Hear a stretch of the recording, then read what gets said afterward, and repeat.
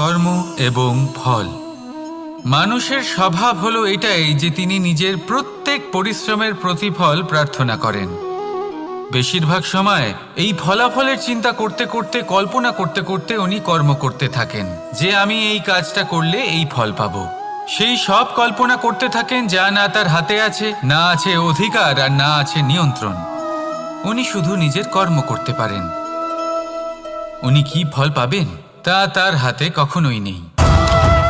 তাই আপনিও শুধুমাত্র কর্ম করতে থাকুন, ফলের চিন্তা করবেন না।